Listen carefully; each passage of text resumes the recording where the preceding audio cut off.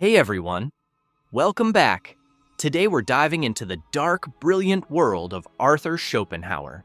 We'll unpack his view of life as driven by a relentless will, why suffering is central to existence, and practical ways he thought we can reduce our pain. Ready? Let's dive in. Think about a time you wanted something so badly you couldn't stop thinking about it, then got it and felt empty. That endless wanting is exactly what Schopenhauer calls the will to live. It explains a lot about why we suffer.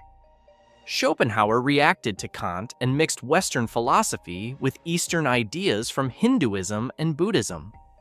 Unlike optimistic philosophies that focus on progress or happiness, Schopenhauer puts suffering front and center. He treats it as a fundamental feature of life, not an accident. The core idea, the will, a blind, insistent force underlying all living things. It's not a conscious plan, it's pure striving. Because the will never rests, desire never ends. You want, you suffer until you get it. You're briefly satisfied, then the will pushes you on. That loop is the engine of human misery. Schopenhauer separates appearances, what we perceive, from the thing in itself, which he identifies as the will. Our day-to-day world is a surface image. The will is the underlying reality driving everything. So our perceptions are shaped by a deeper, restless force we can't fully observe. One antidote he offers is art. When we experience great art, music, painting, poetry, we step outside the will's demands. For moments, we become pure, contemplative perception. That temporary escape suspends desire and gives relief. Music is especially powerful because, for Schopenhauer, it directly mirrors the will without the mediation of images. The deeper root is asceticism, consciously limiting desire. By reducing wants, you undercut the will's grip and so lessen suffering. This isn't heroically miserable stoicism. It's a practical reduction of needless striving. Schopenhauer admired Eastern ascetic practices because they lessen attachment to the endless cycle of want. How can you apply this today? Use art intentionally.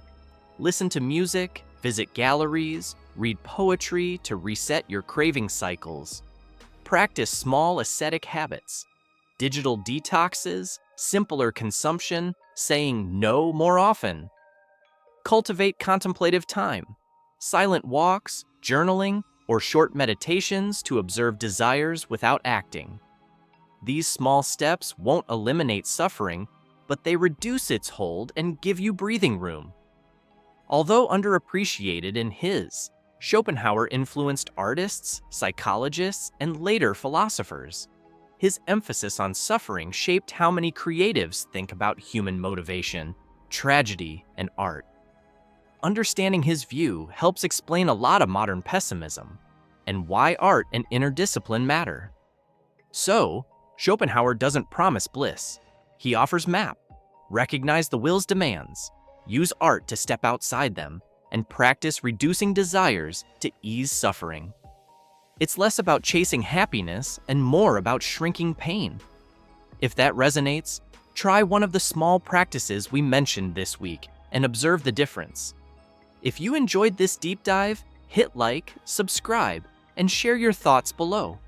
What desire are you most tempted by right now? Let's talk.